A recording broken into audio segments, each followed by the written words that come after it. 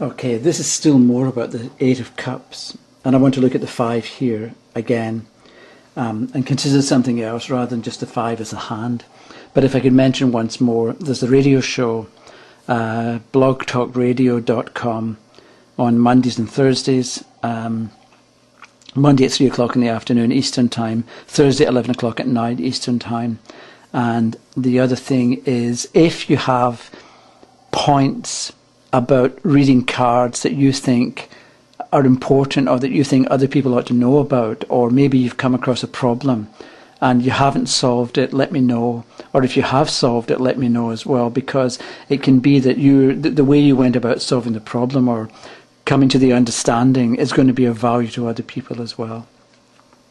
So back to this Eight of Cups, and we've got the 5 cups here and the 3 here. So the five, I mentioned in the earlier video, the 5 can be the hand, 4 fingers and a thumb. But 5 maybe also makes you think, wait a minute, we've got 5 senses: touch, taste, hearing, sight and smell. And so maybe that's all you do the first time you think of the 5 senses. But as I'm saying, ask yourself questions and then pay attention to your own thinking, and you'll find that you get the beginnings of understanding, or you get complete moment of insight, and then you know what more to say or what could be said about that particular card. So, but if you think, okay, 5 is the 5 senses, what next? I have no idea, I don't know what to say. Don't dismiss that thought. Leave it in the back of your mind and pay attention to thoughts that come to you. So if you think about it, the 5 senses aren't that reliable when it comes to giving us guidance. So I could say it's hot in here, and you say, what do you mean it's hot? It's too cold, we should turn up the heat. Or you can be comfortable right now, but an hour from now the temperatures are still the same, but you've changed. So your sense of hot and cold has changed. But it's kind of this, we find that the senses seem to be good guides for what to do, let's say, or what's going on. It gives an indication of what's going on, but actually they're not, because they're so changeable and they're not steady and they're not reliable in that way. So because the senses change and aren't reliable or aren't dependable, then we've got this person in the card walking away from the 5. So we can think that he's turned his back on what is not reliable or what is not consistent, right? The senses, and he's gone off and he's heading off to find something that is steady or reliable or true consistently, instead of being just correct for a short while. So he's sort of, if we take the 5 as the 5 senses and he's going beyond them, maybe he's looking for deep down truth, right? So if he's looking for a relationship, okay, am I going to meet somebody, and this card comes up, then he's looking for a long-lasting or dependable relationship. So it should be with somebody with whom there's compatibility in many areas, or in key areas of life. Or maybe we would say that he's looking for somebody where there's a deep-seated agreement about a variety of things, right? It's not on the surface and it's changeable. He's looking for depth and certainty and similarity of disposition, and similarity maybe of personality as well. Because if they agree about certain basic things, they're going to get along better, and it's going to be a better relationship over a long period of time.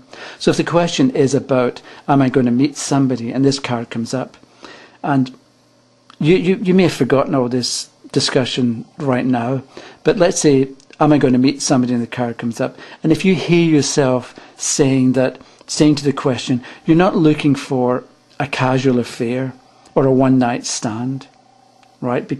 You got that not because it was a psychic impression, but you got it from the card, walking away from the senses, right, that change and that aren't reliable. So you got that suggestion or advice or understanding that you're looking for something deep down and permanent. You got it from the card, even though you may have forgotten that you had that thought, or you'd made that connection about the senses and walking away from the undependable senses. So the senses change, or they give us different information at different times, so they're not a good guide, because they're going to point us in different directions, and maybe for no good reason. On the other hand, there's the pole star up in the sky is always in the same position in the heavens, and it doesn't change. So it's a symbol of truth. So the man in the picture can have turned his back on change, and he's going to find truth that doesn't change. He's not going to find truth if he depends on his sight. There's a Buddhist expression, the greatest obstacle to seeing is the eye. Because it's a bit like we see what we want to see. And that's one reason why they say you shouldn't proofread your own work and writing. And why if you're doing mathematics and you make a mistake, it's so hard to find your own mistake. Because the greatest obstacle to seeing is the eye. You see what you want to see. But the man in this picture, the person in this picture, is looking for truth that you can depend on.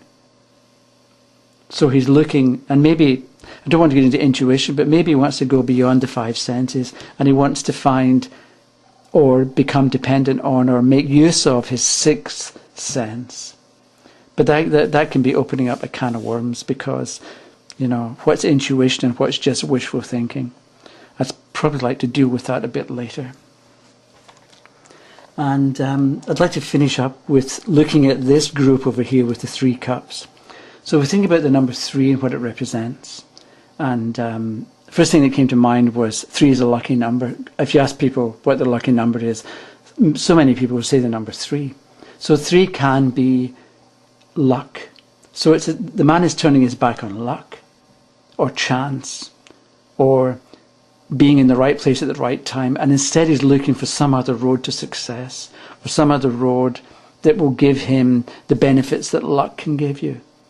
And so you might think, okay, well, why would anybody want to turn their back on good luck? And maybe you can't think of an answer, but if you keep it in your mind, I'd like to emphasize that sometime in the future or sometime later, you're going to have a thought or an idea about what that 3 might mean and why he would turn his back on luck. Because maybe what happens is you watch a TV show about lottery winners and how their lives were ruined. They won X million dollars, and they bought a big house and a big car and quit their job. And a year later, they're back in debt, you know, and they've lost all the money, or they've used it all up or spent it all. And then you think, oh, wait a minute, I wanted to know why anybody would turn their back on luck. So maybe what's happening is this person knows that if you haven't worked, if you win something, and you haven't worked for it, you go through it easily and you don't appreciate it. Whereas if you work for your results, then you know the value of what you're doing and you know its worth. And so you hold on to it, or you deal with it better or more sensibly. And you're maybe a better person, more sensible, whatever it happens to be, because of your experience. So maybe this person thinks that it's better to have success through your own efforts rather than being given a large dose of success or a large dose of help.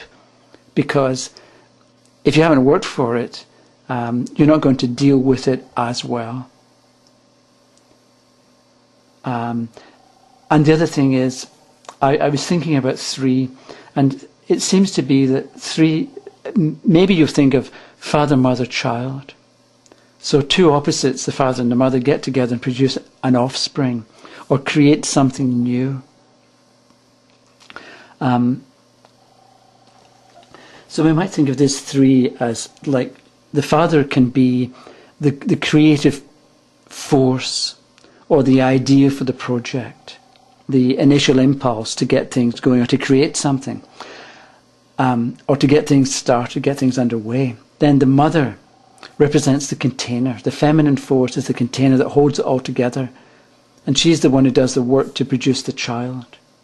And then the child itself, in the beginning, is new and fresh, and it's pretty helpless and needs to be cared for and protected for a while at least. So if we think of the three as the basic family unit, father, mother, child, the man is turning his back on the three here. So maybe he's turning his back on home and family and is in search of a more unconventional setup or a different kind of relationship or a different kind of family grouping or way of dealing with each other. Maybe he just doesn't want to be tied down or held back as he might see it by a normal life. So that's something that can be said about the three cups here. So if somebody, just to emphasize again, if somebody wants to know what's going to happen in a relationship and you forget to mention that maybe you're looking for something unconventional, that does not mean that you can't read cards or that you don't know what you're doing. Because I think instead it's just that the idea of unconventionality doesn't apply to that person for that question at that time. So when a card comes up, we don't have to give every single possible meaning that we've ever thought of. So what I'm saying to you is when you're reading cards, relax. Think about the question, look at the card, and then say something sensible, and you're doing all right. And if you don't know, or if you're not sure, say, I don't know, or I'm not sure, and then leave it up to the questioner to make sense of what you've said, or get the questioner involved and have some kind of discussion back and forth about what the possible meanings might be. And then I think you're doing a good job.